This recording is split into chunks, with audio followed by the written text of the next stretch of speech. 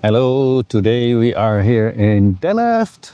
As you all can see, this is some called the Blue Heart. Well, that is what it is in Delft. It is nearby the market, as you can see, very old, picturesque town. We might go into this huge church. It's a very important church. All the important people of the Netherlands are sleeping there, if you guess what I mean. And this is your favorite half tennis. But first, we're going to reply to somebody who said something in a comment of another rant, which I will link somewhere here in the video. So this person says, I've always found it weird that socialism is treated like a taboo in the US. It's a very bad word according to the people who actually need it the most. That's very, very true statement. It is mostly the poor people, right, that are always just getting all worked up when you say the word socialism. If you say communism, they might get a heart attack.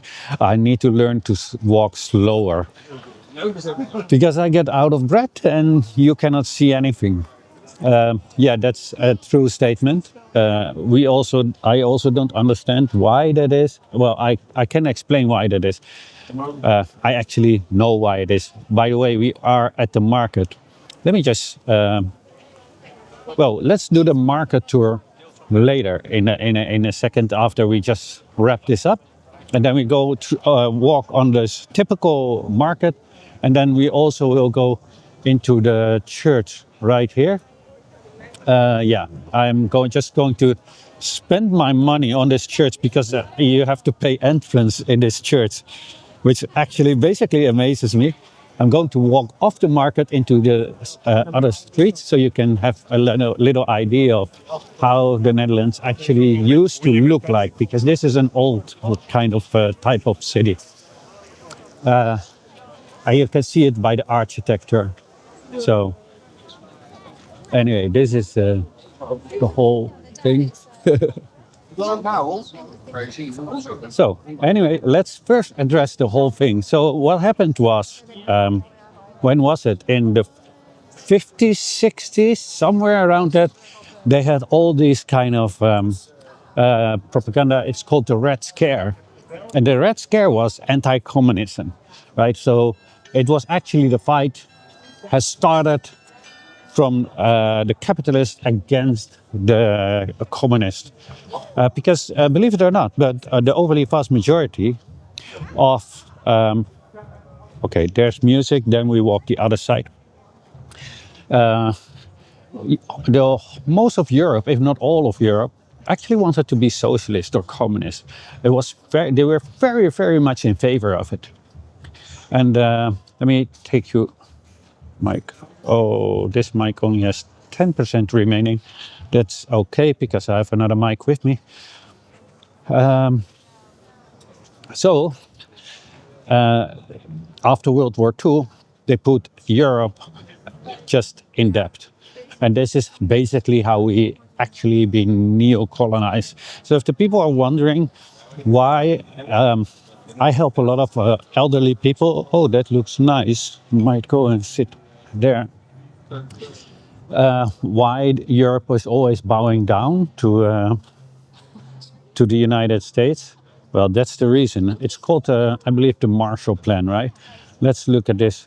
So these homes were all at the water. You see the water is directly towards the home. There's no street. I wonder, no, this has always been like that.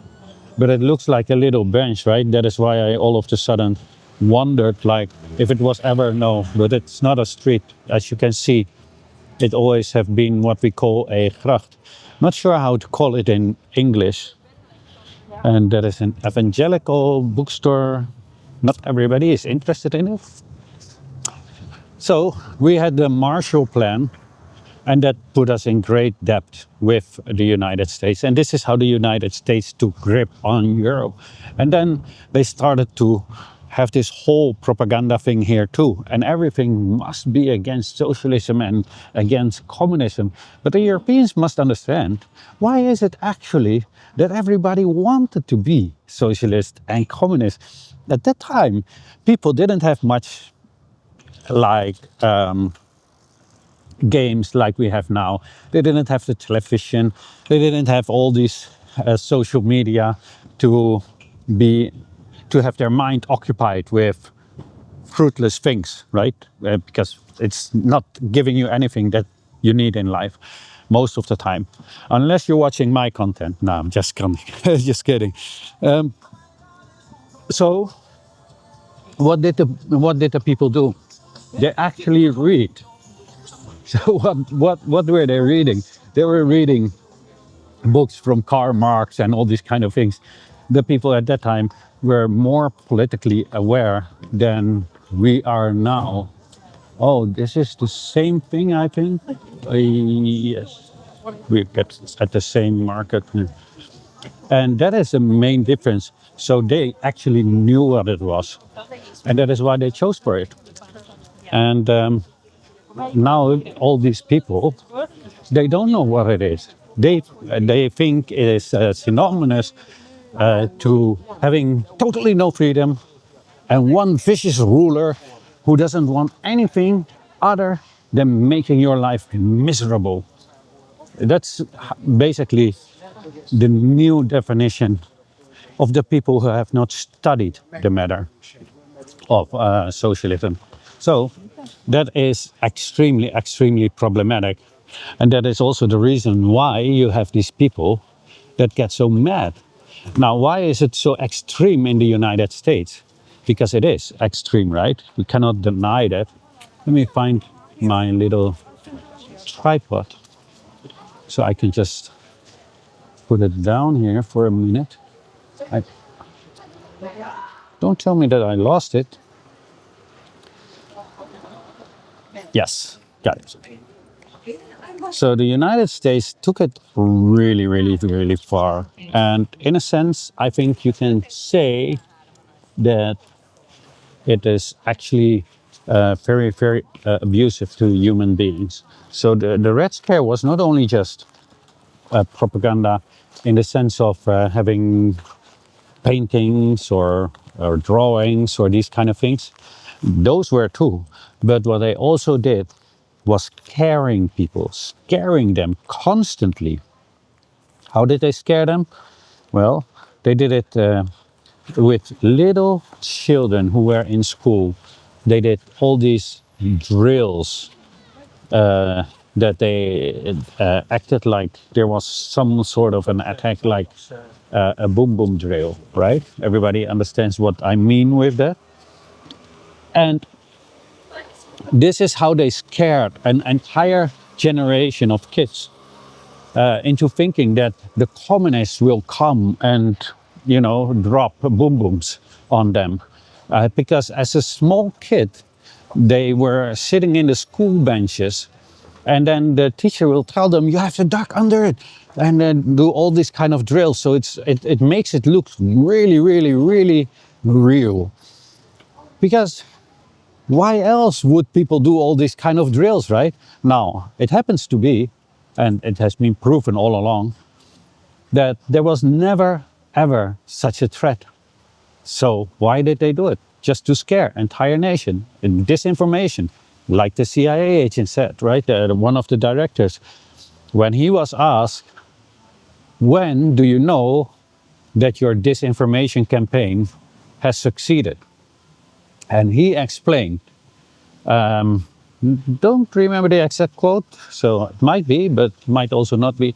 He said, if all Americans think that the lies are true, then we have succeeded. And mind you, he said Americans, he was not even talking about other people in the world. He was talking about their own people. As long as they think that the lies are truth and the truth are lies, then they have succeeded. So they have been at it, brainwashing their own people for so many years with their disinformation campaigns, because it is brainwashing. It's repetition, repetition, repetition, right? This created actually this whole sentiment, which is basically anti-socialism, anti-communism. While these people have no understanding what it actually is, but it has been through brainwashing by repetition. You cannot just do this. It was quite a great task. Now, what happens when you have a child growing up like this, being scared to death for communists or for socialists? They will bring that upon their children. And then everything, their government, everything always is repeating it, right? So without thinking, these people will also be even more easily to be brainwashed. Right? And that's basically why the situation is how it is. So it looks kind of weird, but they don't know what it is. They have no idea. And they have been brainwashed into thinking, oh, this is the greatest country in the world, where 80% of people have no passport, don't know anything about the rest of the world, but they think it's the greatest country in the world. And they think if you have a 40-hour job and you cannot sustain that, that is the normal thing, and that they are the norm, and that, you know,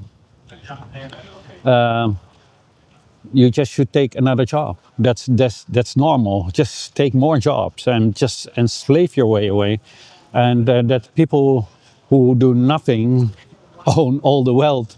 That's normal because they use the money once, right?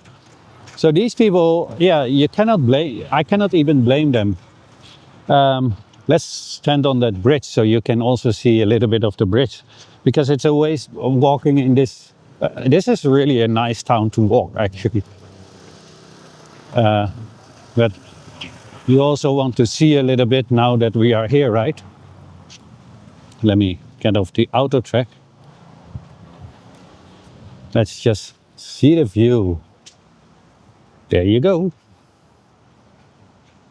It's nice, right? There are actually people living on the water. Look at how nice. It's actually more nice than my own city, which is bordering Delft. Look, it's so peaceful, isn't it? Very, very peaceful. It's beautiful scenery in this little city. So we are back, and I'm going to take my chances on a new mic. And this one got 80%. All right, we got 80%. Then we're just going to try, and it's connecting. So I will take the other one out. Right. That's how you do it. I'm almost getting familiar with all these technical things. It's amazing. I still can learn. I still can learn. So yeah, so we know now why it is. And I help a lot of elderly people. And when I talk with the elderly people who just were, just from the Second World War, or even just a little bit born after it, they are all telling the same thing. The reason why the Netherlands sucks is because of the Americans, because of the plan that they had to sign. We gave the land away.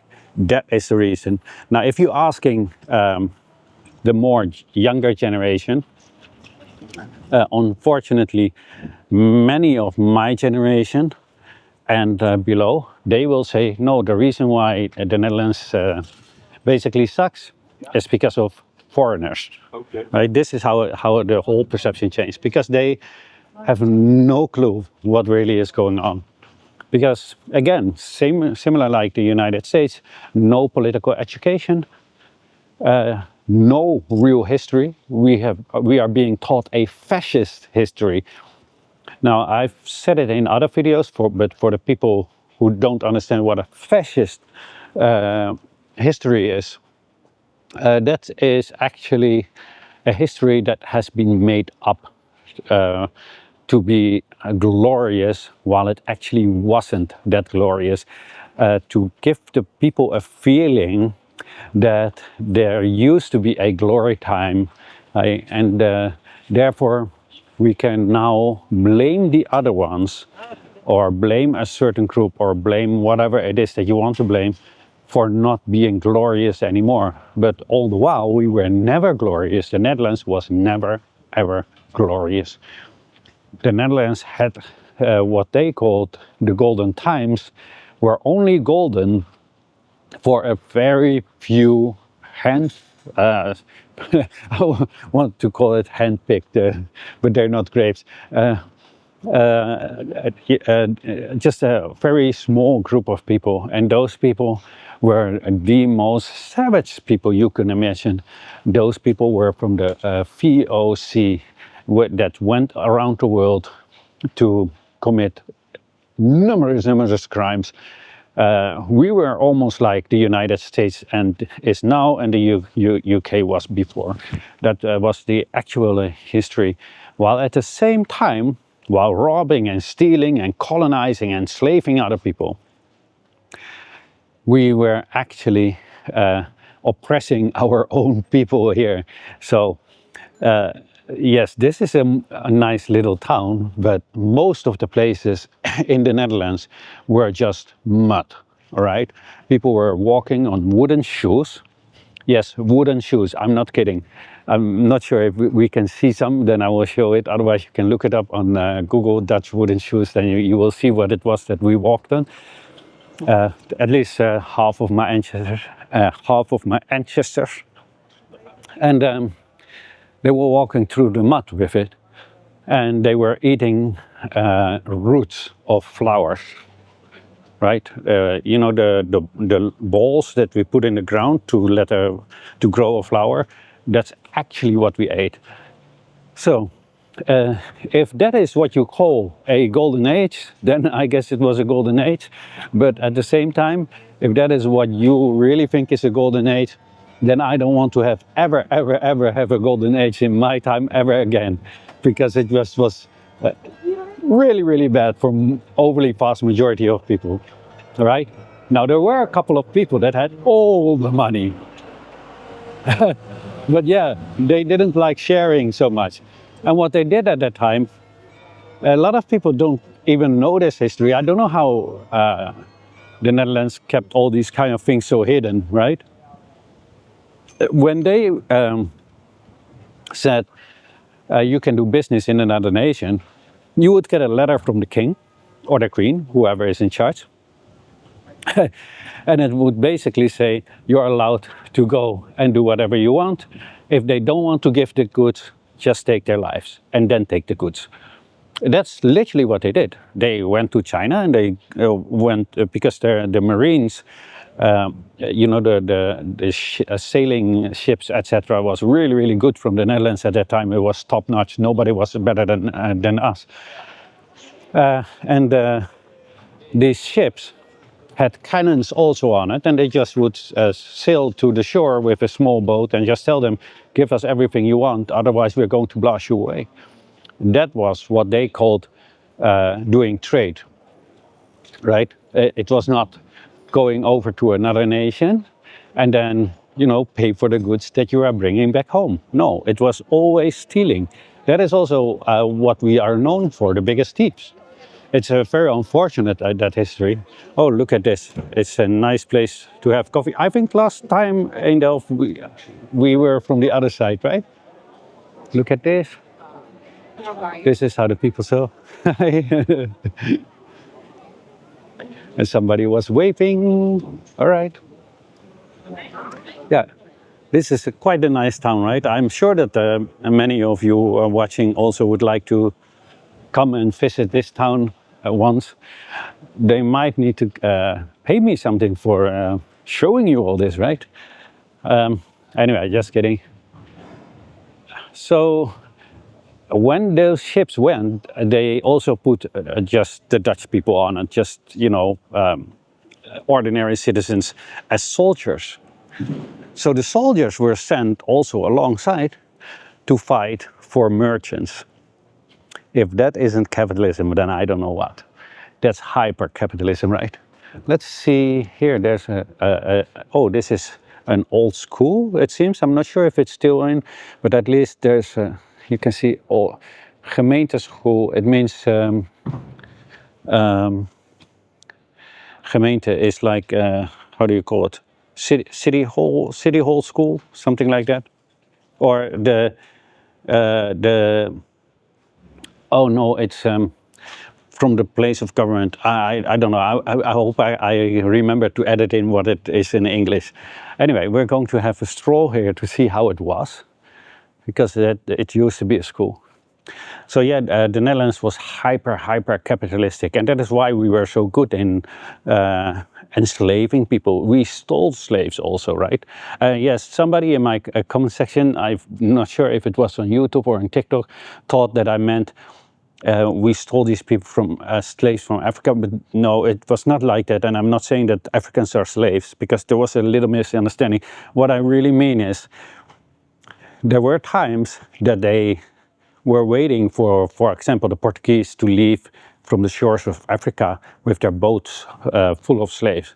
And then the Dutch fleet would come and they would say, well, do you want to give the slaves away or do you want to sink? It's either or, right?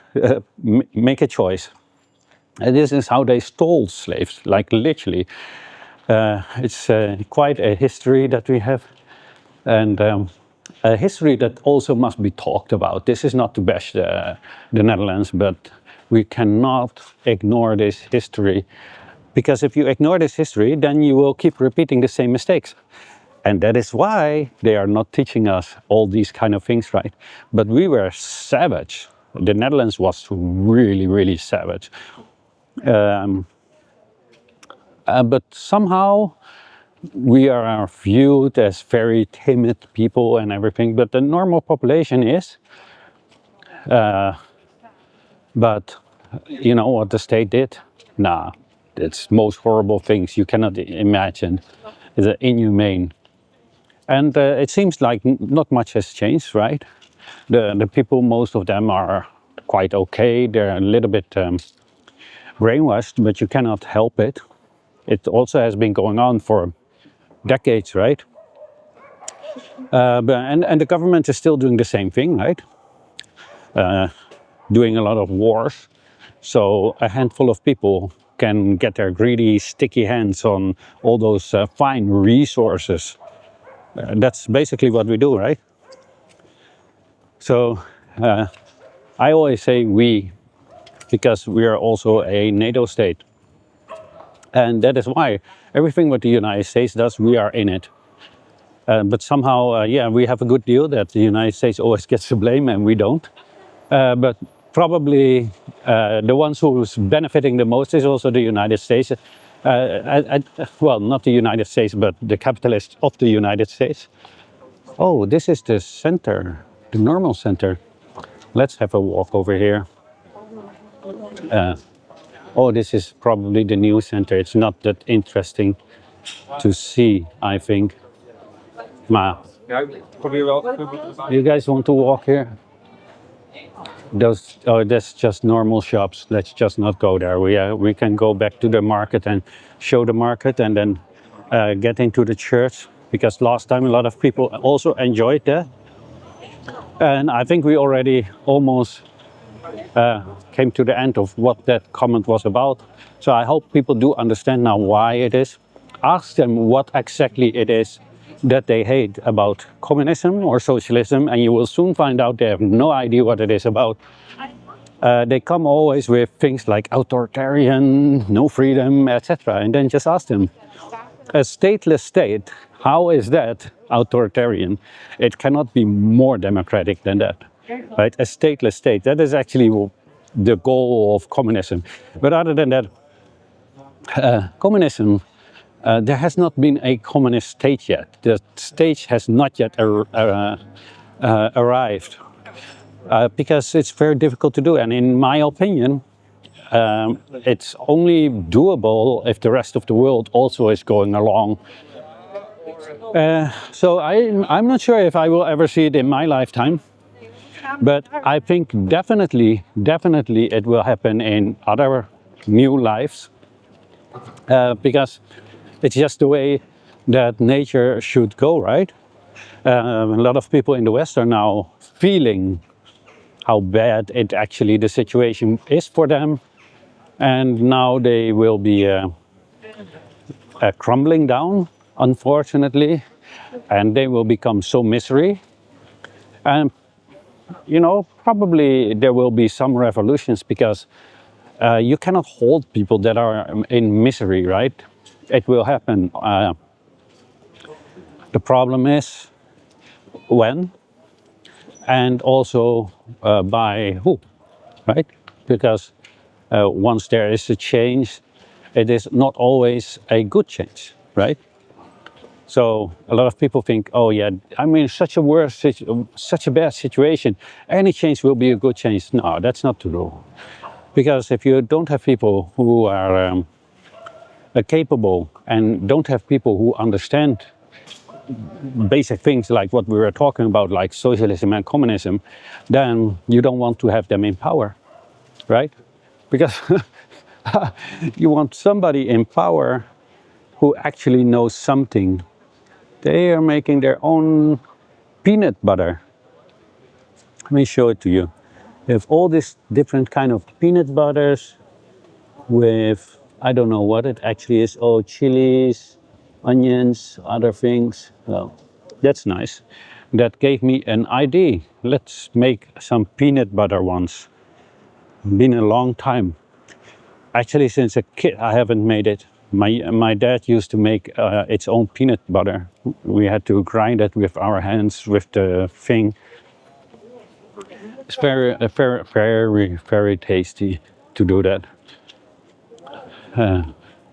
So we are at this church, and last time we went into this church, and somebody told me that it was a Catholic church. If you don't know what I'm talking about, there's this huge church here. So we already have done this one. So we will be going to the other one as promised, because last time it was too late for me, or well, they were just closing and we had 10 minutes.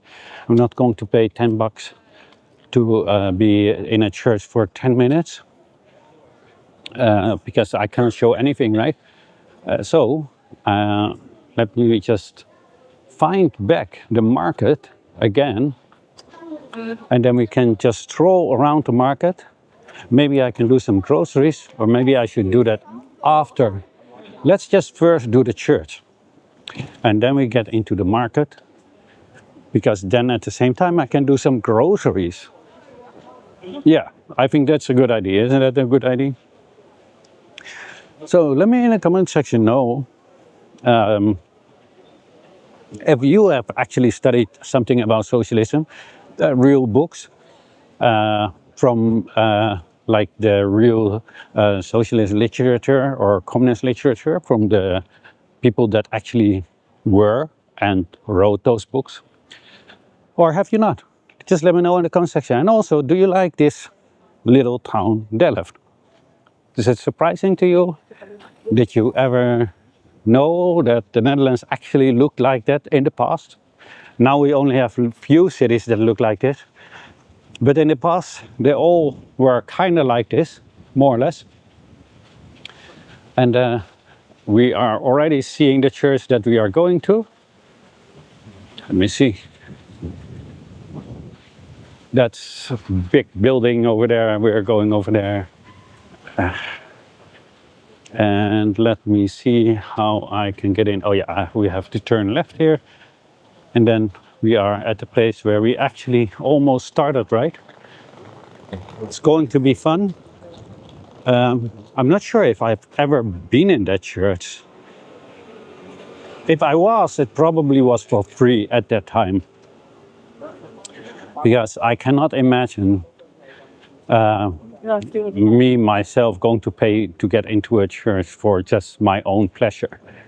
So I'm going to pay this out of my own pocket yet again, just to serve you guys, to give you a pleasant experience for the people who like to see all these kind of things. And you know, a lot of people also cannot come to the Netherlands, and they will now have a chance to see it. And we are back at the Blue Heart again, right? It's some kind of art. It looks like blue glass, right? Anyway, going into the church, I'm looking for my card so I can do the payment. And then we are going to do some sightseeing in this church. I also have to be not sure what it actually said. Don't know. Oh yeah, it was. Anyway, just going to walk straight in and stand in line for a payment, to do the payment. Anyway, I want you guys to look. This is the church. And there's the market outside. We will be doing the market in a while. We have a shop over there. And a whole big line of people. Church, we're going into the tower now. Oh wow, look at this. One. Oh God. Ja. Seid auf, so vollmillig. Bessere Variante ersetzen, ne? Wir können nicht nur Bier trinken. Sorry. Oh, sorry. Oh, doesn't matter. I'm also scared. Oh. Ja, chill, ich nehme das, was du. Wow.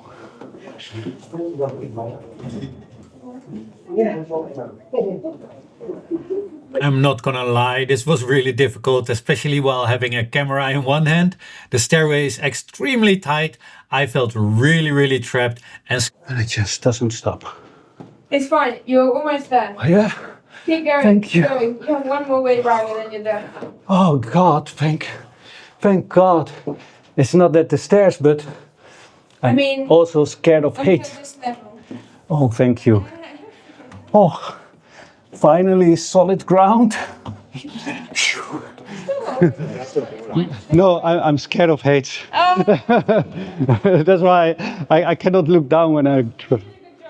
Yeah, thank you. So yeah, I'm not sure if you can see us. We are really in the top of the tower. Oh wow. I'm not sure what they did here. Oh, look. There's the clock. And this is how it's working. And the bells. Oh, this is magnificent to see. I'm not sure how old they are. Francis. Somebody who called Francis. Let's see. Oh, would here be the rope to...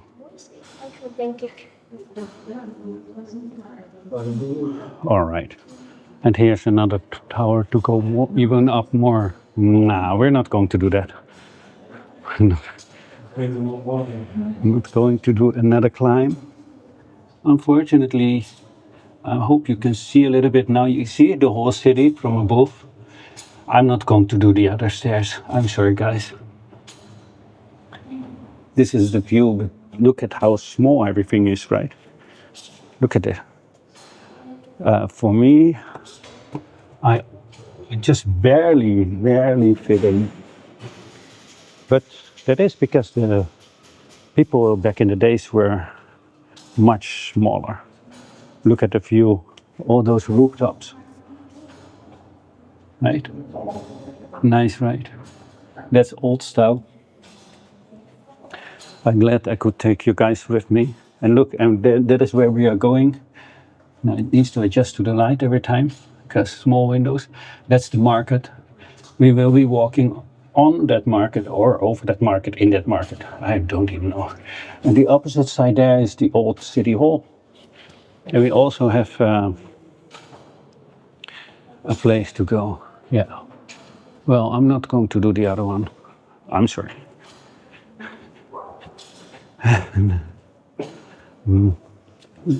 Let's see what is actually over there. These walls are so small. Let me see. That's the roof of the church. All right. So I cannot even turn. It's that small and picky. I don't even know how people walk this. Yeah, cardio. That's cardio. You should have done the stairs more in the gym. Everybody. There's still another one over there. Enjoy it. Let's see what this is. Don't know. Oh, you can get. Not sure what it is. Anyway, that was it. We walked this entire piece, but I'm going to film later when we are downstairs because I don't want this to be in my pocket. I want to have this in my pocket, to be honest, when I'm going down because I'm scared of heights. Now, one more view of the market. That's how high we are. And this is the rest of the city. That's how high we have climbed. Anyway, we're going to climb back. See you downstairs. Now we are in the church, as you can see. This is called the Nieuwe Kerk, New Church, from 1381. It's very old. Oh wow, this is a lot more space than where we are coming from. Look at this. The space is enormous. The other church was more attributes, right? This one is really empty. Let's just film it like here. It's enormous. When you're coming out of such a small space, that space was so small, it was not normal. But yeah, the lady also said it was not built for tourists. Look at this. The ceiling. Do you know we were above the ceiling? I have to climb so much. It's amazing. Oh, I think maybe the priest was preaching here. Could that be? For the people who are believers. Maybe you guys can tell me. It looks like it, right? I would use it for preaching. Just for fun. Well, shall I take my stand over there and start talking about politics? Or would that be disrespectful? That would be hilarious, right? Just start ranting and everybody would be listening like, what is he on? Just kidding, I will never do that. Anyway, let's... Oh, the toilets. Oh, they have toilets, that's a good thing. These are newly built, I'm sure they weren't before. Oh, this is... some videos. I'm sure that's not from 3081. Let's see. Oh yeah. Oh, this is Prince Bernhard is also somewhere here. All the people from the king's house are living here. This is. I will read it later when nobody is there, otherwise I'm disturbing them. So these are all graves. Actually, it's kind of weird to put it on the ground like that, where everybody's walking over it, right? We're not going to walk over them. Resurrection exhibit. I'm not sure who's here, but this one might be one of the other kings or something. And yeah, it's. Let me just go and read it so you guys know what it is about, right? So this one says, and the House of Orange, right? House of Orange is our king, etc. Their family is like the name. When construction began in 1381, Delft already had a church to its name. It was for this reason that this centuries-old building was named the Nieuwe Kerk, the New Church. Quite some time passed, however, before the Nieuwe Kerk new church finally received its current shape via the iconoclastic fury and several other disasters. It all took place one after the other. A unique connection was established in 1584. Father of the nation, William of Orange, found his final resting place here. Almost all members of the House of Orange would be buried at the new church thereafter. So that's probably the big one. It's probably him, right? Let me see. Well, I'm going to wait for them again while we are admiring this. I'm not sure. Oh, this is probably from the first king then, isn't it? I think it is. Oh yes, it must be. This is where the first king of the Netherlands is buried. I hope you guys are happy for me spending all this money on you guys to take you on this great adventure. I'm not sure if I think I've seen it before when I was younger. But I'm sure they were not charging any money back then. I should not be talking like that in the church, but yes.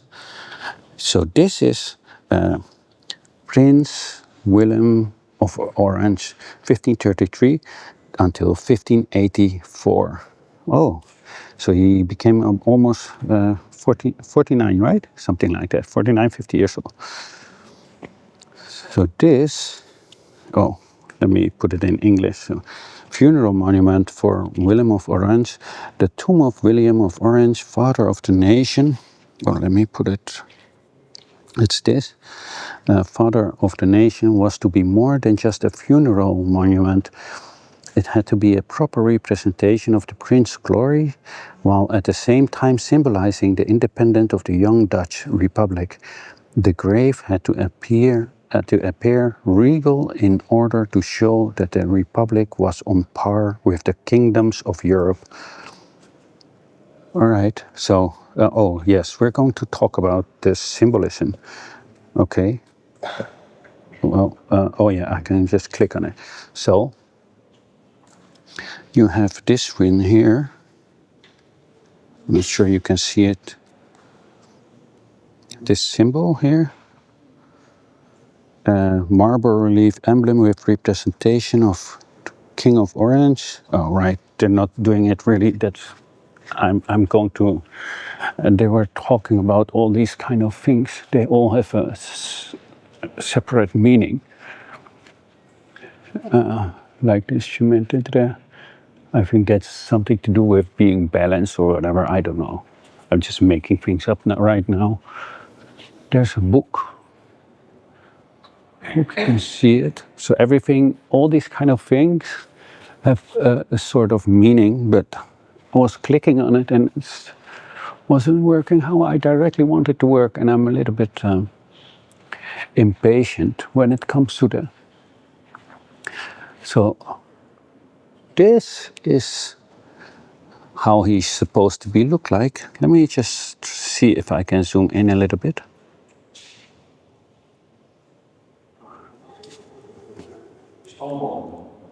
Right, so he is buried right here, and this is, so he should be looking like this. Sure. Oh, that's interesting. That looks like a cowboy hat, but it's not. Oh no, it's not. It's more like a pirate hat. Hold on, you guys cannot see it. You can see it now. This hat looks kind of like a pirate hat, right? Oh, that's quite. How about this? It's quite impressive to see how big it is. No, it's just go and do the tour, because we can now finish all these kind of things, and I will take you with me. Luckily they have it in English, so I don't need to translate it. Oh, this is how it looks like in the past. I'm sorry for the little... yeah. This is how it looked like, the church. I'm sorry for the white dot, but that's a light shining in there. They're not using proper lighting anyway. Oh, I'm not sure what this is. Throughout the centuries, the smell would occasionally be unbearable in the churches, as they also functioned as burial grounds. Graves became more expensive the closer they were to the altar. After the Reformation, William's of Orange monument surpassed the altar in status in the new church. The rich paid a fortune just to be buried close to him. The church's income increased considerable as a result. During the French reign between 1795 and 1815, church burials were forbidden for hygienic reasons. The ban was further made definite by King William I in 1829, with the exception of the royal family, of course. All right. Okay. So this is actually from a baby, the remains of a baby in an old coffin. Oh, that's very sad.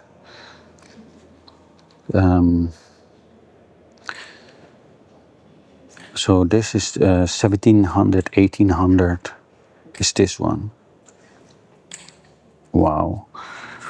The conifer wood coffin was discovered in 2004 during an excavation at the front of the church.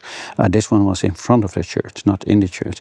The rich were buried inside the church, the poor outside. Society's poorest rested on the north side in the church's shadow. The graveyard was in use from the late 14th century until the early 19th century. Okay. And this is what they put on the grave. So gravedigger's gravestone from 1400 to 1500, somewhere in that time. The text reads, "Here lies Arlewijn Willems, old grave maker of the old church. Pray for his soul." At the bottom of there are two gravedigger symbols, a spade and a tiller, a fork for tilling soil. And this is the excavation. The century surrounding the new church. In the Middle Ages, people were buried facing eastward. At the time, people believed that Christ would return from the east. During the excavations in 2004, it was discovered that later graves had to be buried head to tail to save space. All right, that's interesting. I never knew that. Late honor, that's this part. Let me read it quickly. "This is the only tomb of the church that does not belong to a member of the House of Orange. Even more remarkable is Hugo Grotius, a renowned lawyer, was in dire conflict with one of the family members, Prince Maurice. Today, however, their resting places can be found close to one another." Well, that's this. This guy must have had a lot of money. There were plans for a statue and a monument after Hugo Grotius passed, but these were never realized. Over a century later, his descendants still wished to honor their famous ancestor. They ordered a tomb to be created by prominent architect Jan Guidici, which was finally completed in 1781. The monument is shaped in the form of a temple featuring a skull and burning urn on the roof. The black obelisk on the tomb is the symbol of strength. The silver welt was added at the bottom in response to the International Peace Conference and the founding of the International Court of Arbitration in The Hague in 1899. Right. So this is what they're talking about. These things were magnificent, really, really big, as you can see. Look at this. So this was just somebody with a lot of money. And this was the man that we are talking about. Let me show it to you. Hugo Grotius, 1583-1645, was the great jurist in the day and age. Prince Maurice, 1567-1625, was a strategist who reformed his army in a revolutionary way. Both men put a mark on the development of the Netherlands and their respective fields of expertise. They are buried close to one another in the Nieuwe Kerk. During the war against the Spanish, Hugo de Grotius and Prince Maurice would find themselves at odds with each other. How would that end? And then you have to start the video, yeah. So this is Hugo de Groot and Prince Maurits. But I don't know who is which one. I think this one must be Hugo de Groot. Anyway, cannot play the video because look at this. This is all silverware.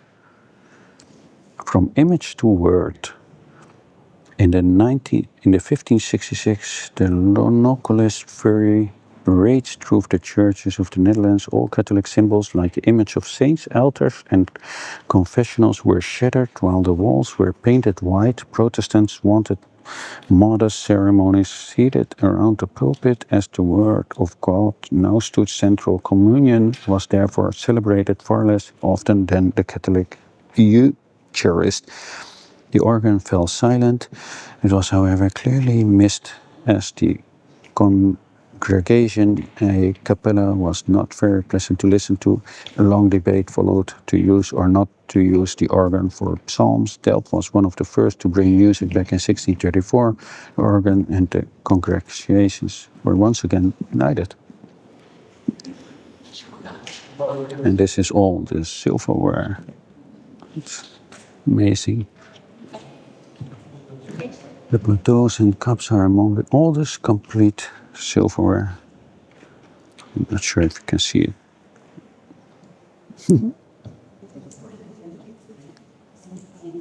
This is all silver. Let's see. Oh, this is a Bible. An old Bible. Let me show it to you. This is very old Bible. The Protestant services centered around the Word of God. In 1618, the Synod Dordrecht concluded that a proper translation of the original Bible text in Hebrew, Aramaic, and Greek was deemed necessary. As soon as the State General approved the payment, translation finally began. 1637, the State General approved the translated text, and this is how the first Dutch authorized Bible came to be. It was not only the standard for religious purposes, but also had a major influence on the Dutch language, which was developing at the time. Without the Dutch authorized Bible, Dutch literature would have developed very differently.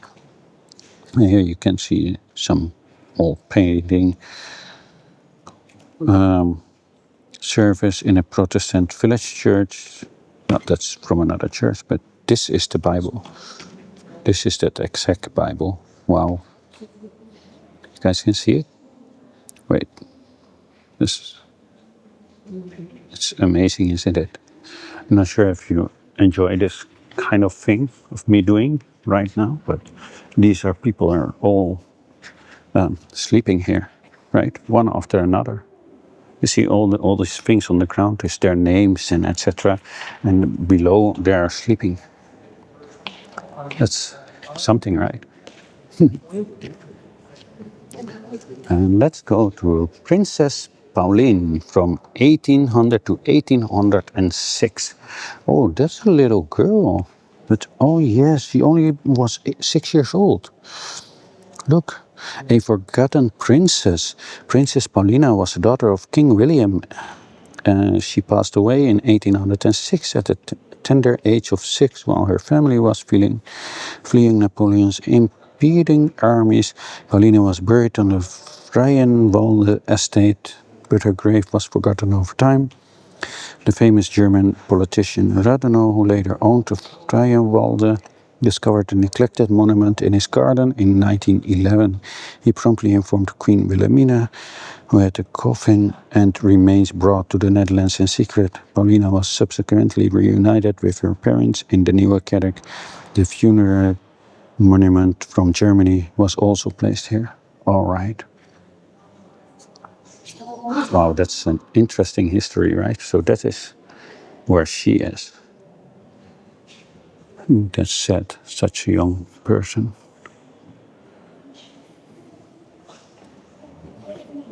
Right. So we have Johannes Vermeer right here. And let me just, so you can have something to see, right? Wait, I need to censor it. Yeah, censor it back.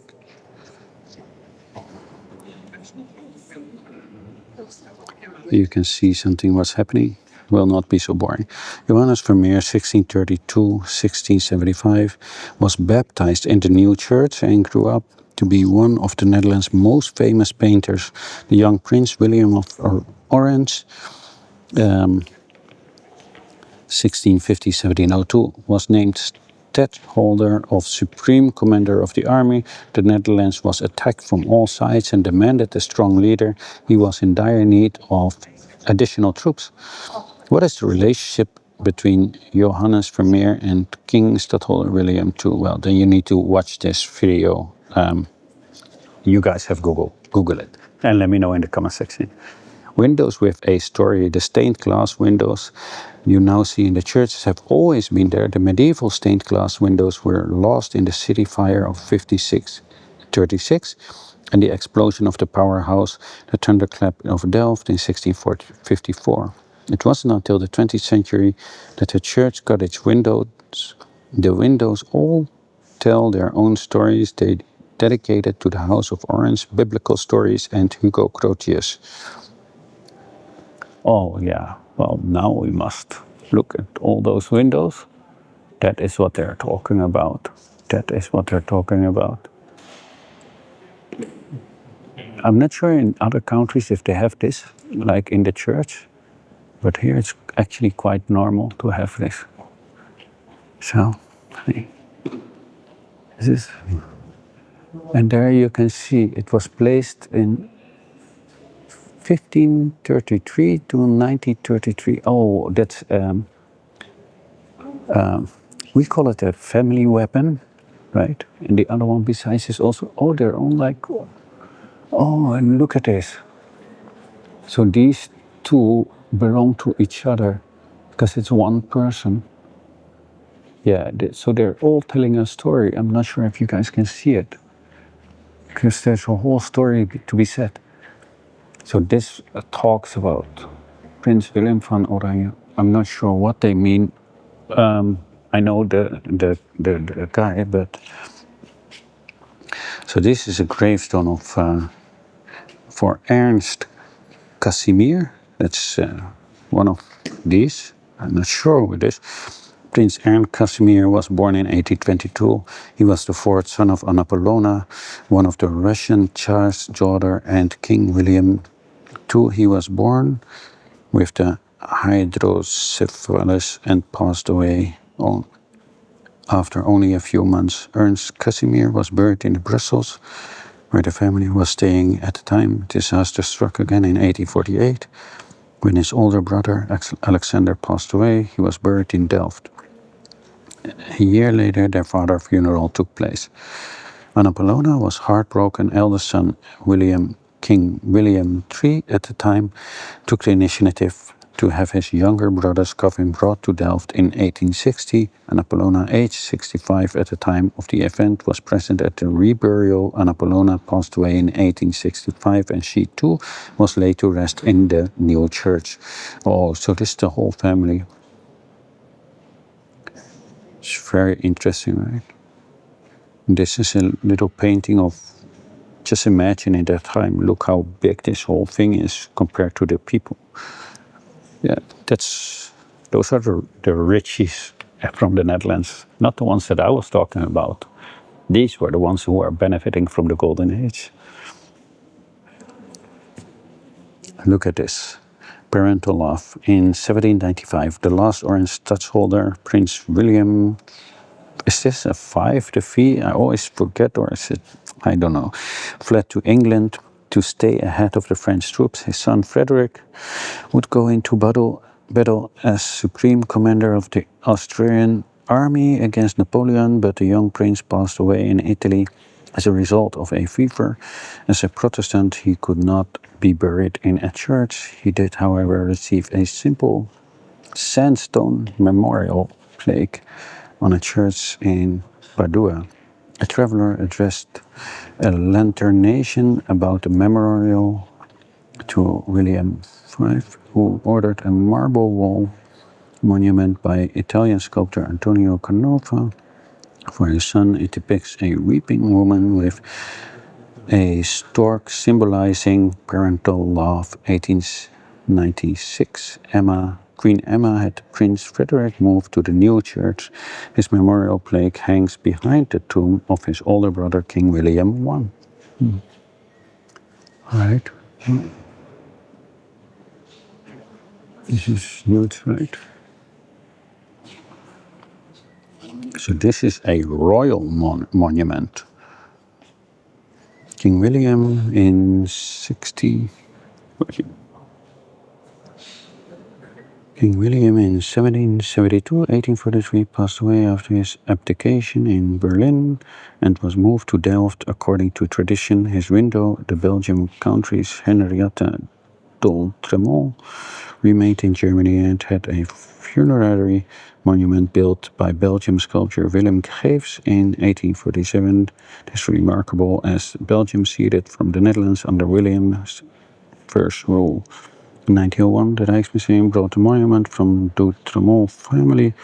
4 years later, it was placed in the new church. King William I is depicted with royal attributes, and his pedestal is adorned with the Dutch crest.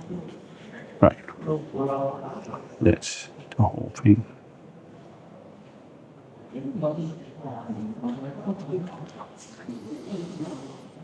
Well, we're going to do this one too.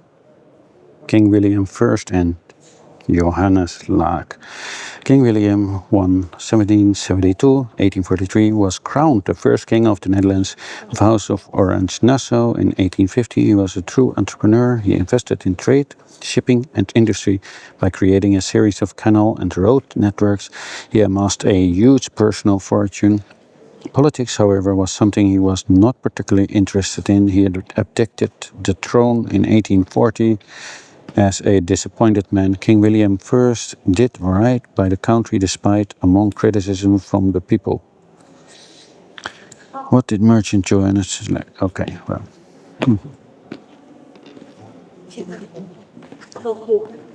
Well, let's just look. Oh, here's the family tree of.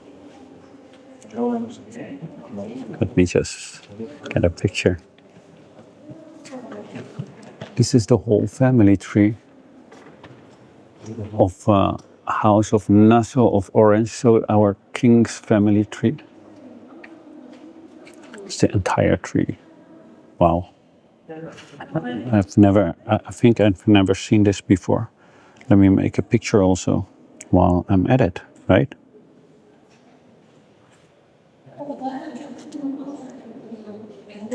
Yeah. So now we are here. Queen Sophie and the steeple. This is this lady here. She looks really, really Dutch. King Sophie van Saver-Witwater, 1839, 1872. A devastating bolt of lightning destroyed the spire of the new church.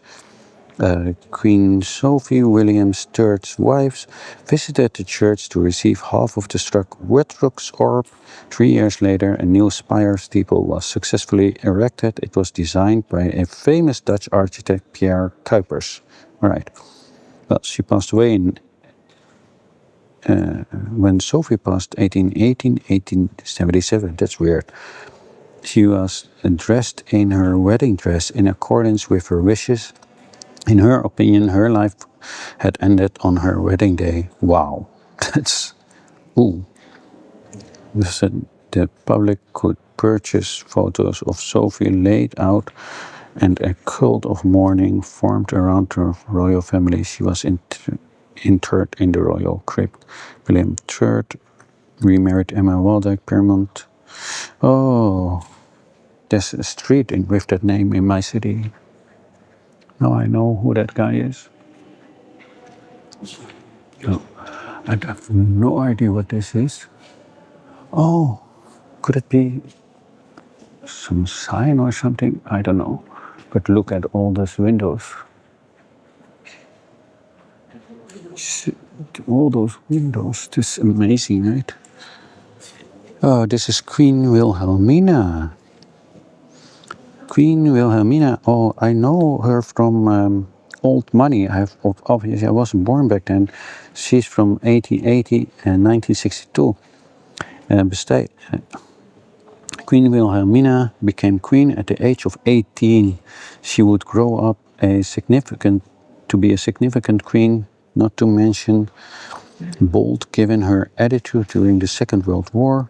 Prince William was the last stadtholder. He didn't feel he was equipped for the position. At the same time, the country was in turmoil. The patriots were revolting against the regents and demanded reforms.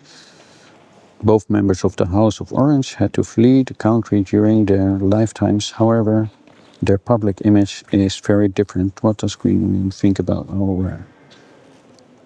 yeah, that's a whole story about Queen Wilhelmina during World War II.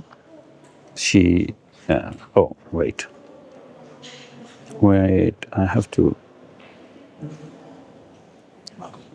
well, I will say it when we're outside about Queen Wilhelmina.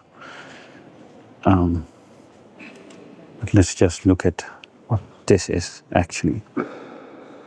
I'm not sure. Oh, this is how it looks downstairs. What's below, where they have all the people buried. Look at this.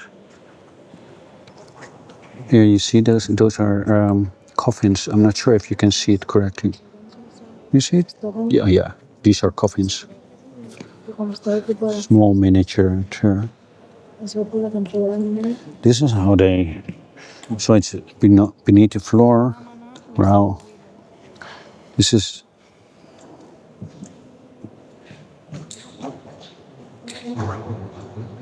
Not sure if you can see it. Yeah. So these are all coffins. So let me just make a picture of it. From one side.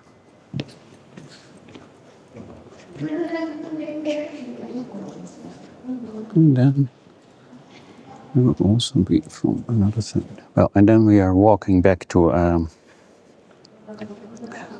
the first one, right? So, yeah. Take a selfie with William of Orange. You're not, however, the first. Take a look at the image. How do you take a selfie with him? Ah, wait. I can do that. Yeah, sure. Sure, I can. One moment. That's a good idea.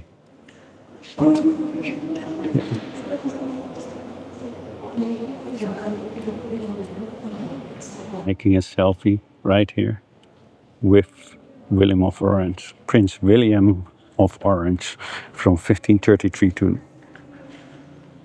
Oh, yeah, that's it. So I hope you enjoyed this with me. Just want you to show how huge it is, right? And look how tall it all is. Look.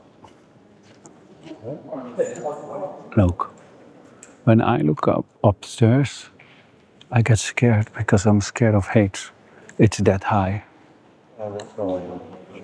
Look, it's huge, huge, huge. Just imagine. I remember what I told you before earlier in the video about the rest of the people. Let's not talk about it in the church. Oh, here you can burn some candles and make a wish. That's what they do. Oh, you can also sign something. Pray with words. Oh, and these are the little candles that you can put in there. And You even can pay by PIN. I'm sure in 18 something they didn't have that. Yes. So this is the church. But such a huge space, right? And just nothing here. I don't understand. Oh yeah. Oh whoa, whoa, whoa, whoa! I almost walked over people their graves. Well, I don't think they're directly under this, as we've seen. That it's buried underneath here. There's a whole complex, it seems.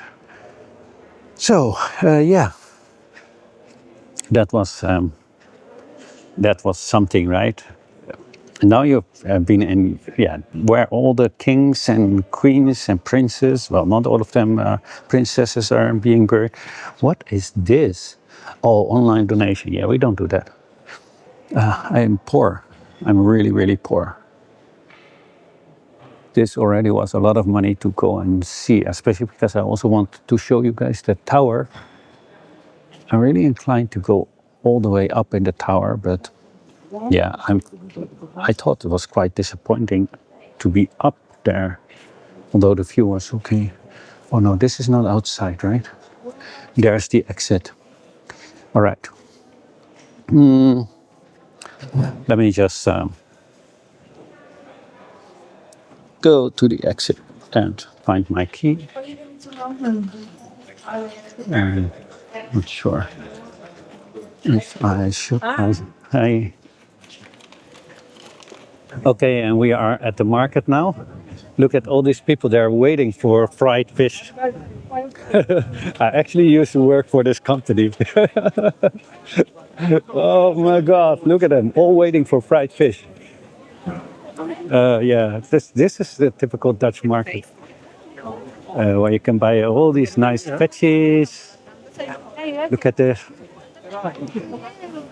Oh, mongos, 3 for €2, right? And that is why you need to come to the market. Although I'm not sure how they are, but 3 for €2. In the supermarket, they're like €2 or €3, maybe one piece. Oh, €1 for one whole package of bananas. I don't know. The mango. Look at this. All sorts of spices for 150. Hey, your bags on the other side. This is a real Dutch market, you know, and they have to set this up every single morning and tear it down every single day. Oh, this is with an old painting of something in the Netherlands. Leather. So, and you can sit and have some nice lunches or breakfast at the market. Isn't it wonderful? It's a really, really nice place. So if you guys are getting to the Netherlands, this is definitely a place for you to visit. Let's just walk to there and then we walk to the other side and then I will end at my friend's place. And then I will walk with you guys. I'm not sure how I have to put this one. Oh no. Yeah. Look, you can also buy all these kind of fabrics, phone things. And mind you, I think this market was always have been here like for hundreds and hundreds of years. And this is the old city hall. It's impressive, right? All these old buildings really gives you a view of how the city life was back then. Right? It's quite nice. Let me make a picture of it. And I'm sorry for my camera work. I'm really, really amateuristic. I have this clip actually. Okay, and another fried fish. Do you see all these people also waiting for fried fish? It's really, really, really busy. Not sure if you guys noticed, but yeah, it is kind of what the English call fish and chips, but then we do not have the chips with it. We just eat the fish. Often they use with bread or something, or without bread. We have a nice bakery. Maybe I should also, oh yeah, this is the church where we were. I hope you can see it. It was right there in front. And we went all the way up into the tower. Like all the way there. I'm not sure which part we were. Oh, you can also walk outside. Oh no. Yeah, that's a little bit too ambitious for me. I think, oh yeah. If you see the small windows, that is actually where we were. I kind of regretted that I didn't went all up because I didn't know there was a balcony. If I knew, then I would have gone. I might consider going up there and just film it from the outside because now you've only seen the inside. That's just sad. I have to go back and just climb it, but then I will not film my whole climb. All right. Yes, of course, cheese and bread. It's very nice. Oh, this is Greek. This is some Greek thing that they eat. Some breads that they can make or whatever. Right? Well, this is a typical Dutch market. Yeah. I think I will try and go back. Try and go back. Yeah, I think I will do that. But first, I will also show you there. You're going to buy cookies. Going to buy cookies. You can buy them here. Yeah. Goeda. Hey.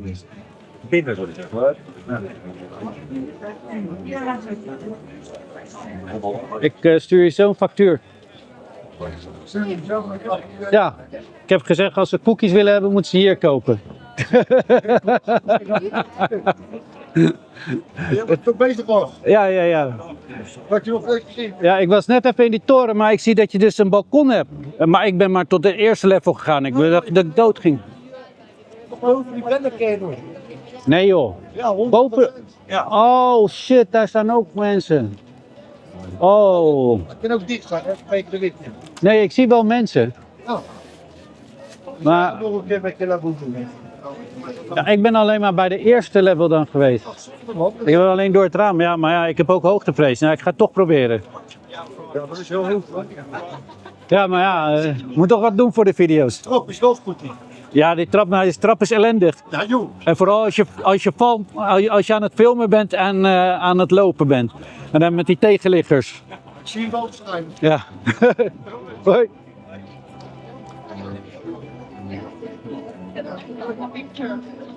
So that was my friend, and this is typical Dutch cookies. Huh? These, look, this with a lot of melted sugar inside. We might eat some later. Yeah, I think, you know what, we're going to walk back. We're going to the old church first, and then I might try and go all the way up again. Or should I do it now? I think I should do it now, right? Yeah, I think I should do it now. I think that would be better because we're here anyways. Otherwise you have to walk back and forth. So I will go and do this. And we will be, it's really high. Oh my God. I'm really scared. Maybe I shouldn't do that.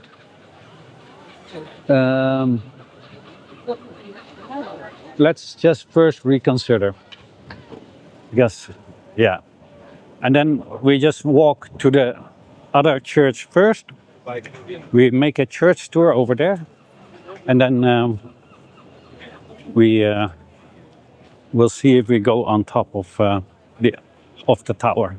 And otherwise, I can just leave it for another time and just do a only tower visit. It's also possible, I believe.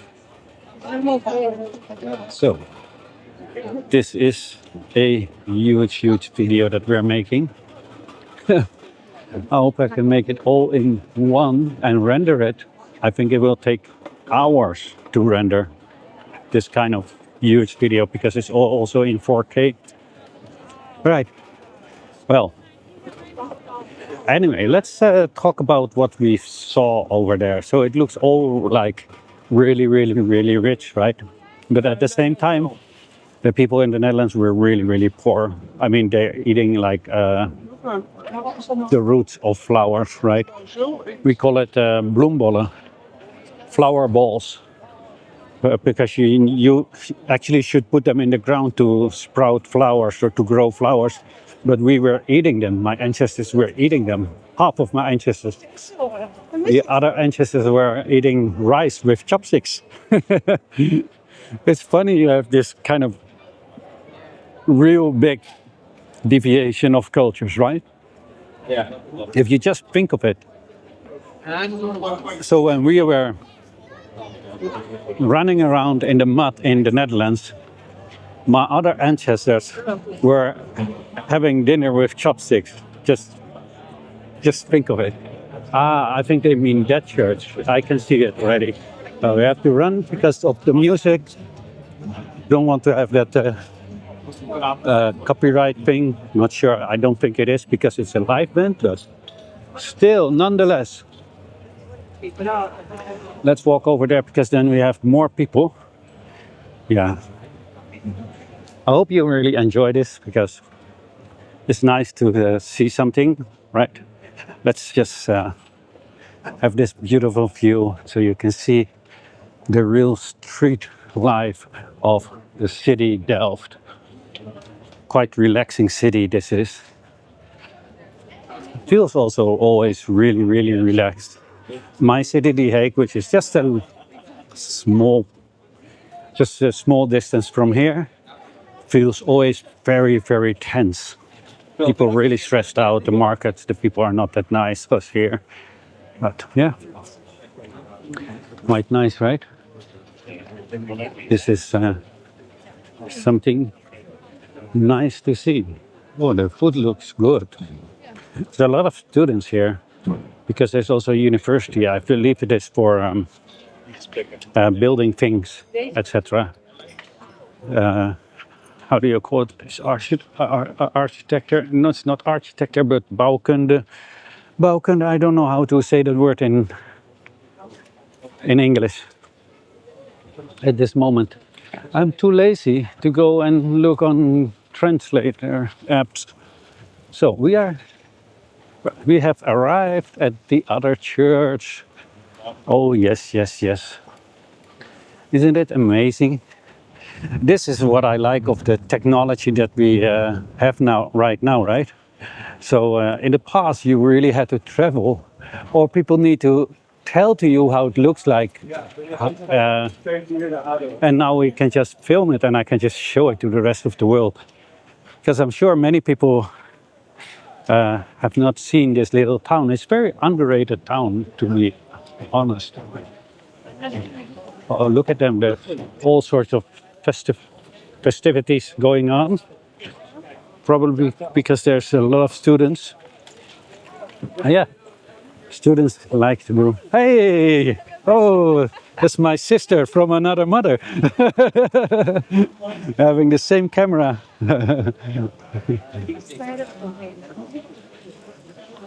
She had the same camera as me. Not sure if that was the second one or mine was, or I have the Osmo Pocket 3. And yeah, let's just have a look. Yeah, this is the old church. Right. I have a ticket. Let's go in. Hey. Ah, Dankjewel. Je kunt Oké. daar naar binnen. ja, dankjewel. Sorry. Let's see. Oh, Dutch history. Let's. Kiddo. Oh, there's a lot of people sleeping here. Hi. That is a weird way to get in. Yes, you directly have to walk over these people. Look at. Oh, there. So I think over there is east. Because remember what we've learned? The people were buried to the east because they believed that Jesus Christ would return and then he would return from the east. So they will bury the people laying down to the east. I'm not sure, is that still a practice among Christians or Protestants? Well, let me know in the comment section because I don't know anything about these kind of things. Although my grandfather from my mother's side, oh, this is the roof, it's wood. That's interesting. And a thing for the music to play. Wow. Sorry. Look at this. This is so big. So, yeah. I never know how to behave in a church. I think if I lived in that time, they probably would have done very bad things to me because I cannot sit still in a church. Oh, look at this. These are the chairs. I think this is for the more. But look, they're sitting in holes. So they cannot move. Well, you can move them, but you have to take them out of there. And then people would be sitting here. I think these are the elites that are sitting here, right? Because sitting really, really close. And then there's again, this is perfect for me to do my rant, right? Don't you think?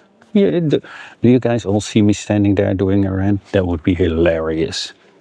That would be hilarious. And here would be the common people sitting. And I think, yeah, you see, they have to sit all on a row on the same bench. People with money don't do that. They will need to be separate. And I'm walking a little bit crisscross. That's not how we should do it. All right, we're going to start at that place again. I'm going from the walls to the inside, right? Yeah, let's just do that. Yeah. Oh, this is interesting.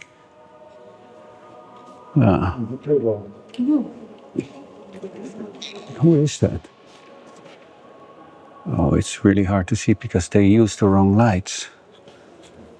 Oh, hey. We just make a picture of it.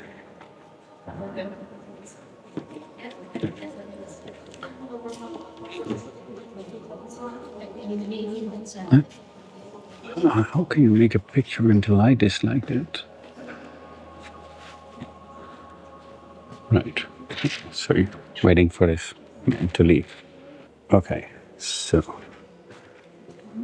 I'm not sure what you can write something below, but I have no idea what it is. Why don't they have a name? All right. So this is the old church and slavery. Let me see. Okay.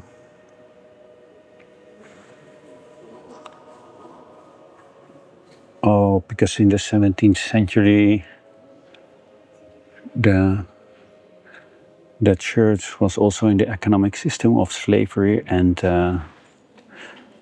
human trafficking. So the diacony of the church had shares in the VOC and the WIC. All right, so it's a pity that they don't have it in English. And you have to scan it. So, you guys want to hear about it? Let me see if I can just scan it for you. I'm sorry for the lousy thing. Oh, yes. And let's see what it will say.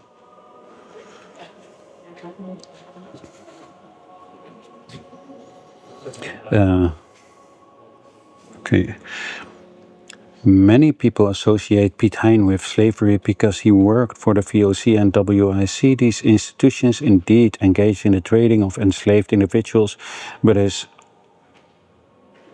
this occurred after Hein's death. Prior to that, in the Republic, there was opposition to human trafficking, and slavery was prohibited in most cities. However, slavery and human trafficking were suddenly allowed when the WIC, through the conquest of the Silver Fleet in 1628, had enough money to colonize a part of Brazil and invest in sugar cultivation. Right. The Republic is estimated to have transported and traded about 600,000 enslaved individuals. However, the country's role in the global slave trade was much larger. When considering the areas under the control of the VOC, the number of enslaved individuals in Asia is estimated to have been between 660,000 and 1.1 million, motivated by profit. The leaders of the country and the two trading companies consciously exploited the people, leading to the widespread human rights violations. It was not until 1873 that the Netherlands abolished colonial slavery. The municipality of Delft commemorates this July 1st, 2023. So that's the whole thing. I think that was quite interesting for people to know. Let me just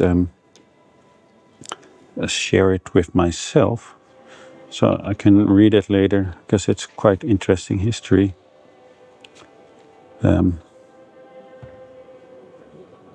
What? Can I share it with it? Well, I hope I can find it back. Anyway, look at who is this. Oh, this is Piet Hein.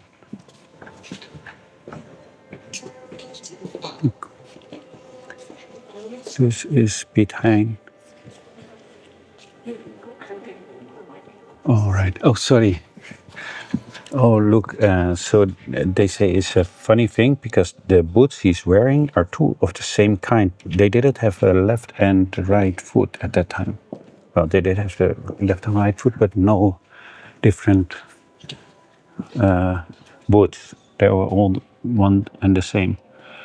The mural behind Piet Hein's monument, this unique mural was discovered.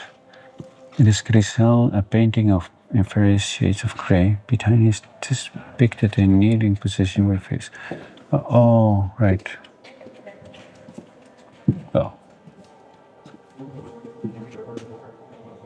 Painting was likely made around 1636-1637 as a preliminary drawing for the monument. However, the final monument turned out differently. Instead of the Bryant, the recumbent state that you just saw was chosen. So that's that. Yeah, doesn't look much like painting it. Maybe you can see it here.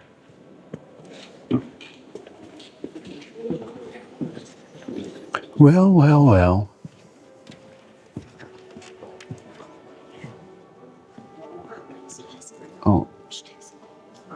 Oh, they're restoring it. So this is actually how it should be looking. Here. But they're in the restoration.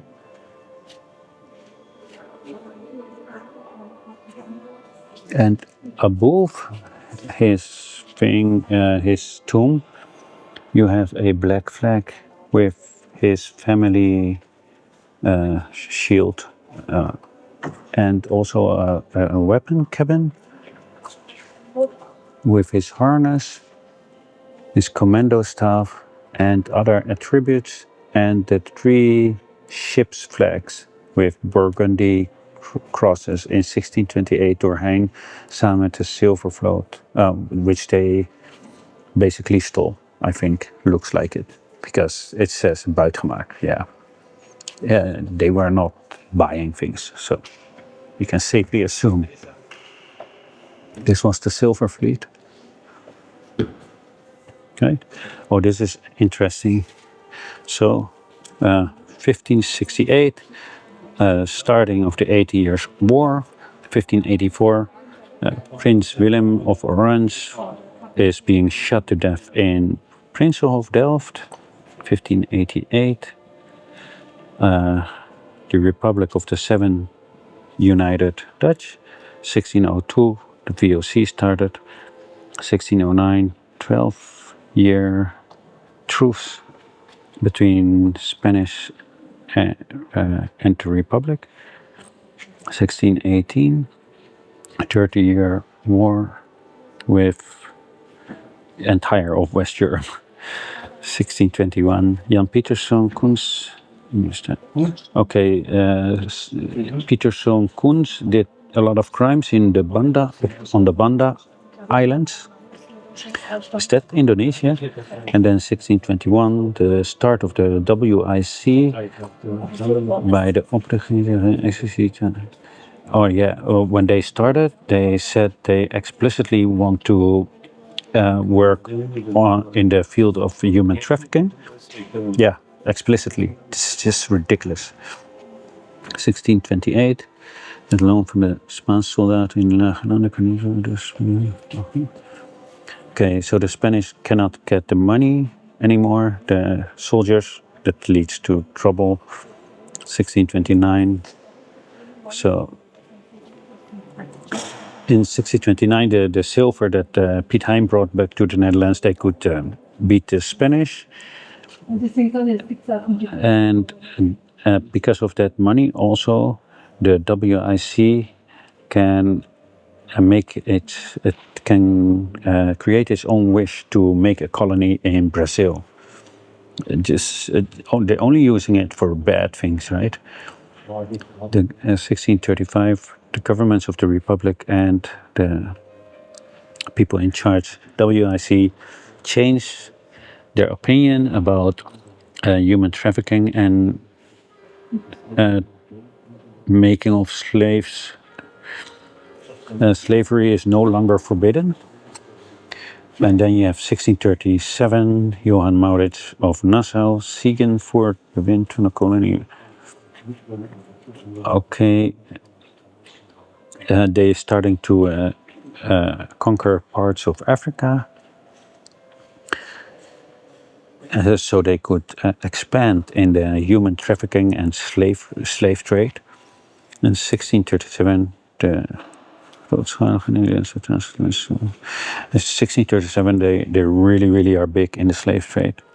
And 1648, the end of the 80 years and 30 years war. The 30 years was from Europe and the 80 years was Spain against the Netherlands. 1654, end of the colonial in Brazil. The Republic, but the Republic of the Netherlands just expands its human trafficking to all other parts of the world. Well, that's the history of the Netherlands. Nice. Human trafficking and slavery.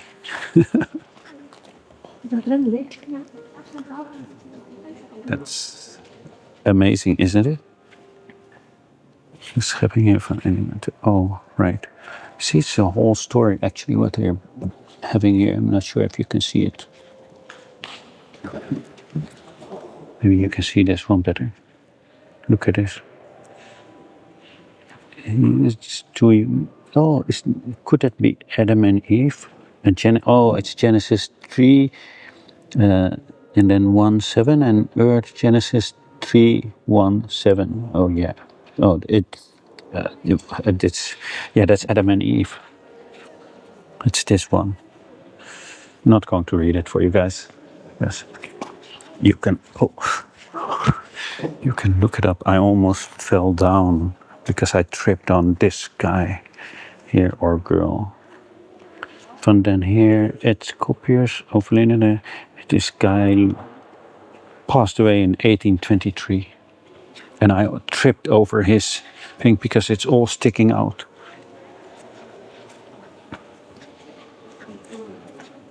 Oh. This is also the glass.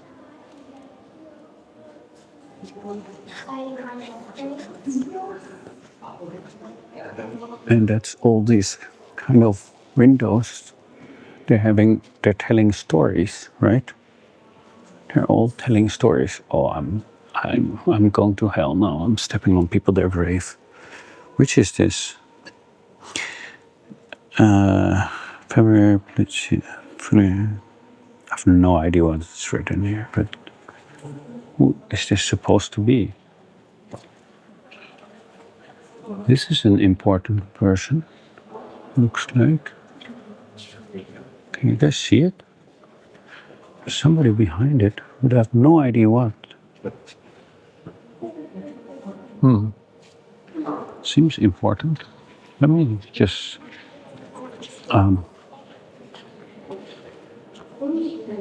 Oh, it probably is Elizabeth Morgan from 1585, 1608. Yeah, all right. Oh, yeah, we are not finished about the Queen, right? Queen Wilhelmina, yeah.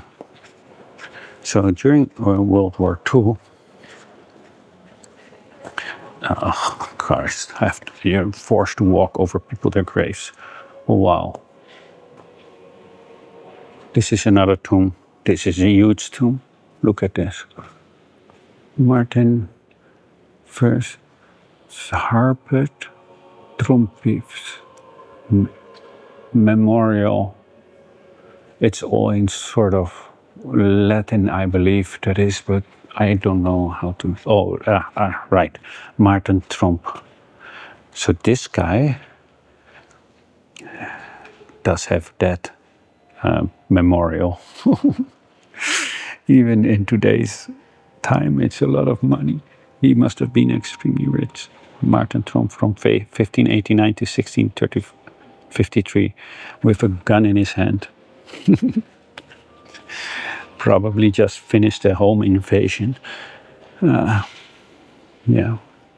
This is the Netherlands. Look, the ships.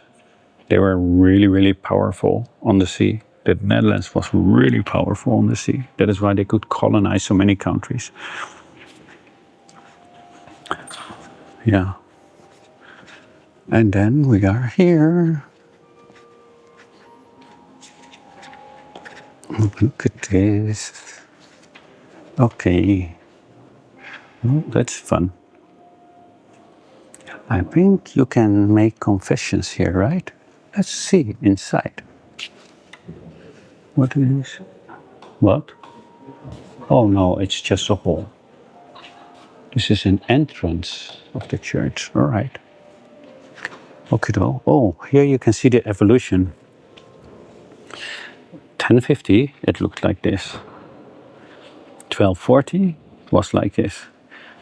1324, it had that part behind.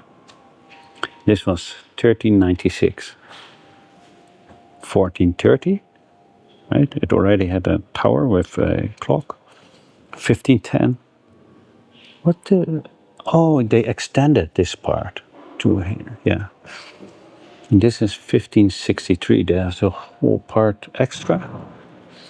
And then how it could have been. How it could have been. That's funny. So they didn't finish it. Yeah, they didn't finish it then. That must mean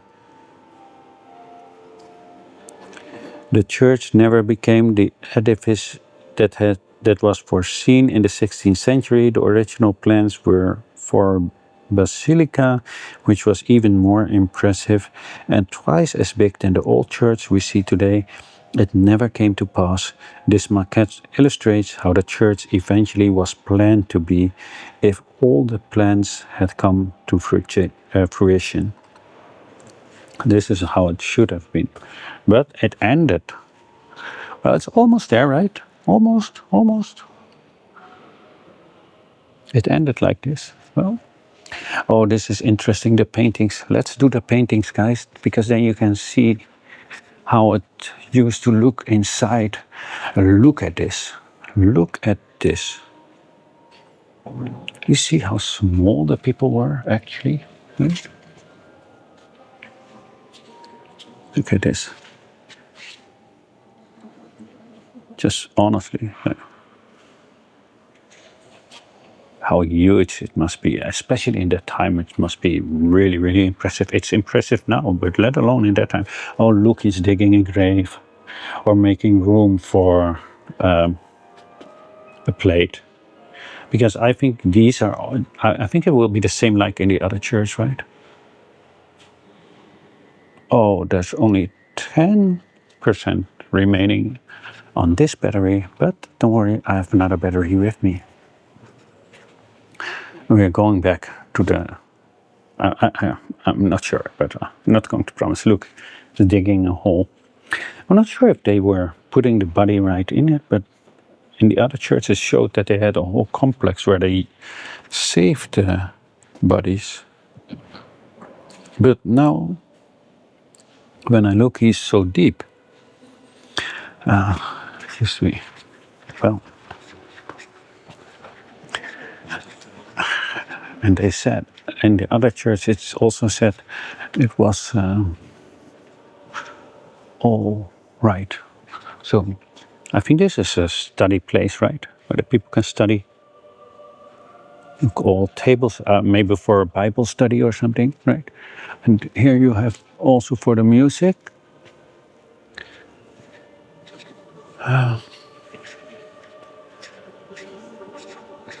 In the light of creation, all right? Well, these are all other stuff that they put in. Not much to do with the history, right? I believe. Yeah, this is just for, oh, they have some wine. Maybe we should have a glass of wine. No, let's just not do that. Oh, because the Montgras are Chateaubriand Grand Cru Classé from 1964. All right, but yeah, not much to do with the church. We're not going to look at here. It's also where you can preach, right? But look how small it actually is, right? Just it's it's a little bit wider than my forearm. That's how small. The people were really, really, really small. As somebody was preaching there. It could have been me. Could have been me. But I would be preaching totally different things than they were. I would say, let those slaves go. Let those slaves alone. Give them their freedom. People do not belong to other people. I think I would have a very, very short life if I would have done that in that time. Anyway, I'm going to the toilet here and then I see you later. Look at this. And here we are. I made it. Oh man, can you see this? Can you guys believe this? I'm scared of heights. I'm literally holding this here. And I did this all for you guys. Look, we are at the roof of the church. The church is below here. Look at this. My God. Oh, why do people build these kind of things like this? But it's an adventure. I really, really am not looking downside, but I hope I can see it from, look at this. See the towers of, and the wind, oh my God. Literally can walk around. I hope you guys enjoy it because I almost am shitting my pants, honestly. Oh, I don't dare to look down. I'm not looking down and everything is so small. Oh my God. Oh, sorry. No. Look at this. This is the church. This is the church. We can see it. Oh my God. Yes. Kiddo. And look, there's the market. We're literally outside. And do you see over there? That one is my friend. Right. Well, we've done it. We've done it. Oh, the windmills over there. Yeah. This is something else. Look at this. Look at this, guys. On top, do you hear the wind? I hope you don't hear it because I put my mic inside of my t-shirt. But look at how small everything is, right? I'm gonna show it to you. This is my forearm. It's if I extend my entire hand, it's everything is so small. Oh my God! But look at this, the view. This is the market from the side, and there you have the other church. We went into that church, right? Is it correct? I think so, yeah, because we walked over there and then to the, or were we in the smaller church? I'm not sure anymore. There's so many churches. Look at this. Can you guys imagine that? And now I still have to go down and I'm scared of heights. Oh my God. Oh, I'm so scared to go down. Now I don't want to leave anymore. Hey, anyway, I see you all downstairs. I just wanted to show you all this because this is kind of spectacular. Yeah, this is how we walk. This is how small it is. Just to give you. Oh. Yeah. Yeah, it's not made for the people of today. No. The Dutch people in the past were really small, right? They were tiny. That's why. Sure hope so. Yeah. Just look. This is how small it is that they're passing through, and when you're passing through those ridges, then that is like this. Oh yeah, look at this. You can see the entire city. It's amazing, right? Just imagine you living in 17, 18 or 1800 in those times and you're just looking out of this. It's amazing. But yeah, I'm sorry for having scared of heights.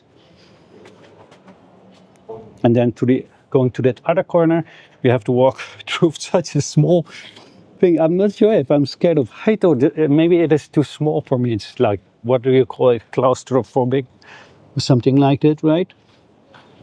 Yes. Anyway, we did it. We did it. We did it. I'm not going to take the other level. I'm just sticking, just to give you an idea. Just to give you an idea. This is the door to get back in. Look how small it is. Everything is built so small, but inside the church is so huge. Look at the door, how small. It's just to show where we were. Probably on that one. Yes, that is where we were outside. You can see there's also still levels of roof there. But yeah, that's a little bit too challenging for me. Or no, under the clock. Probably. Oh no, yeah, it is the first one where you see the people right there, that bridge. We were there. If we can also be under the clock and one all the way there, that's 75 meters high.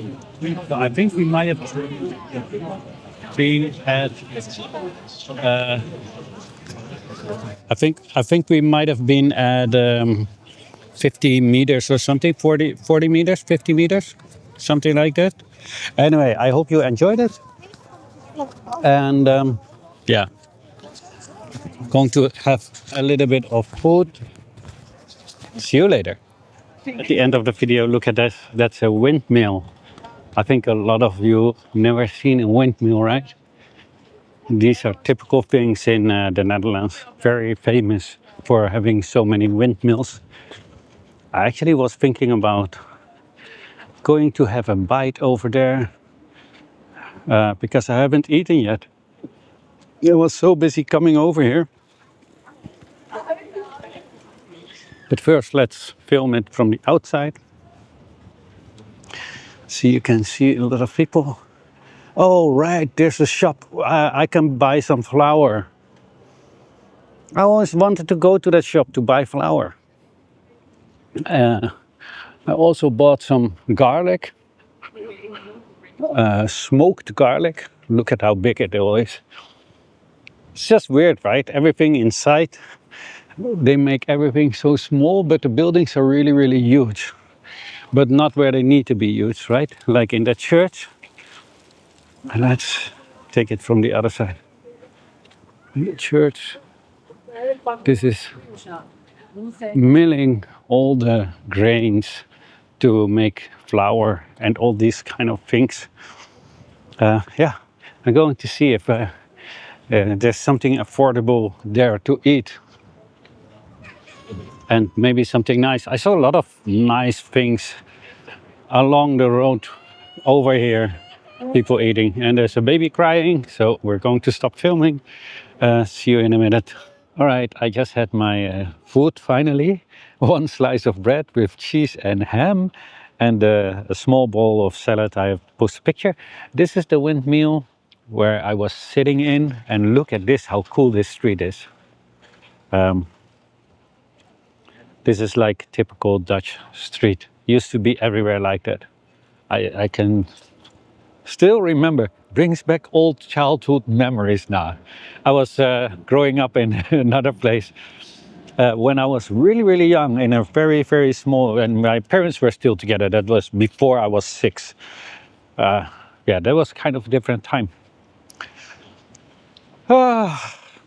Still have sometimes nightmares because of that, honestly. Anyway, I think we are a little bit at the end of the vlog. I hope you really, really enjoyed it. I did really a lot of effort to go there and to climb the stairs in that very, very small tower.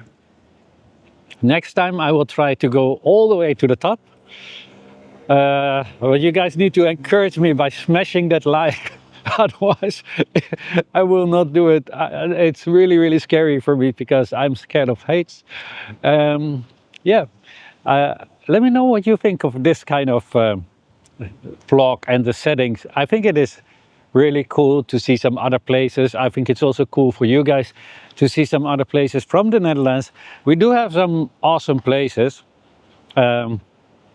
where you can see historical things, etc. But yeah, that was it. I think I'm going to walk a little bit and maybe make another rant because my friend just sent me a hit piece of the program Follow the Money, a hit piece only about China, how bad China was or is, because they hope they will change into a democracy like in the West, but the West doesn't have a democracy if you ask me. At least the Netherlands doesn't have democracy. We have a right to vote. There's no accountability. Anyway, that's for the other vlog. The United States definitely doesn't even have democracy because they don't even have it in their constitution. So, but I will make a vlog about it right after this one. While I'm walking on my path to home, so I can save a couple of stations money, because whoo, it was quite an expensive day. The food that I had was 12 euros. One slice of bread with ham and cheese. I must say, just showing the picture, that it looked really, really decent. But still, it's 12 euro. And when I counted back until when we had guilders instead of euros, that's a lot of money, really a lot of money. That's like 25 guilders. That's insane amount of money when we are just looking back at that time. It's something to think about. Just in my lifetime, I've been, we can say this, insane.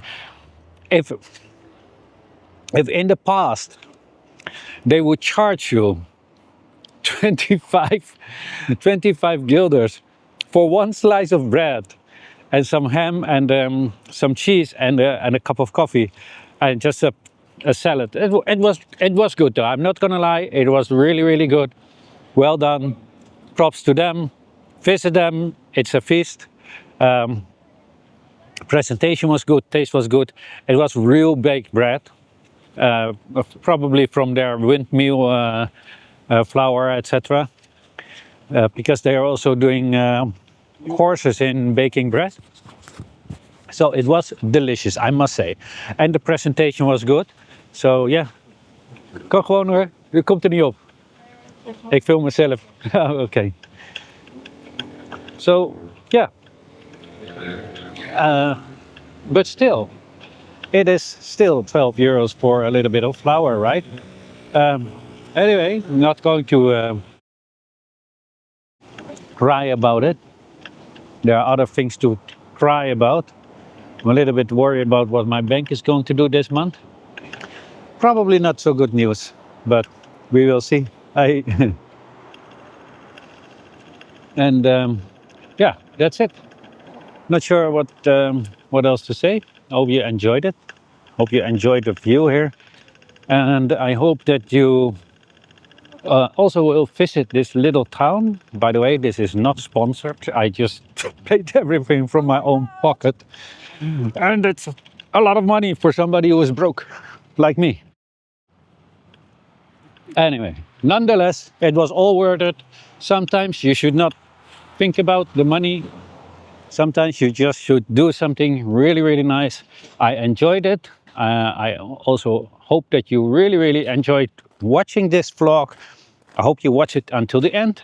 And if you did, then please like, and also don't forget to follow, because that's the only thing I'm doing it for. I'm doing it to get you to follow me.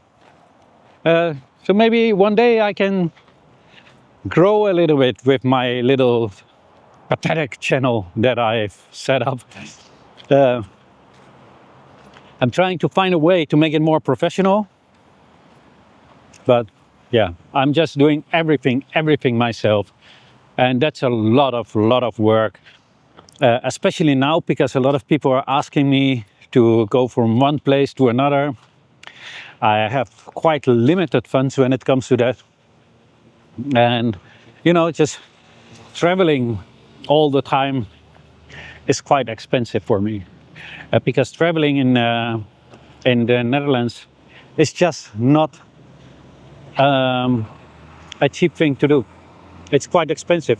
I'm walking the way that I used to bike. If I'm going to walk to my home, it's about 1.5 hours. My bike is broken, but maybe I will just put myself on the road like I usually do, and just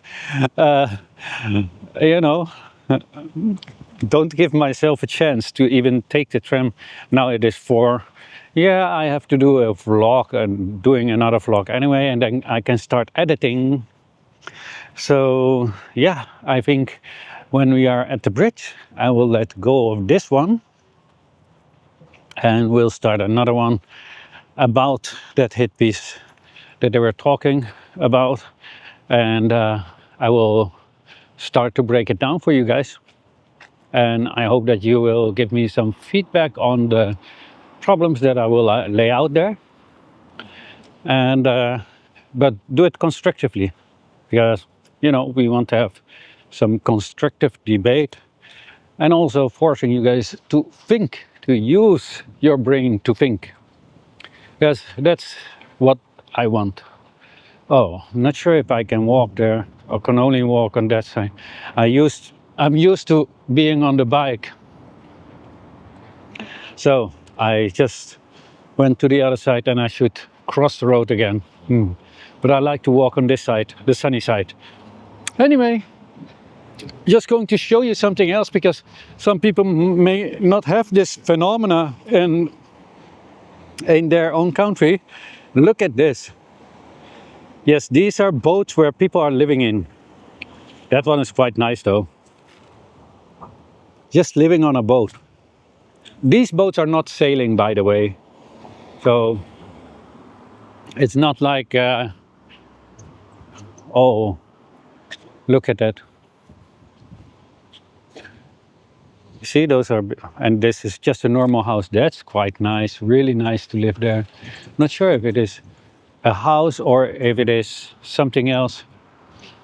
Anyway, I can keep going on and on and on and on. That was it. I hope you really enjoyed this. It has been a very long vlog.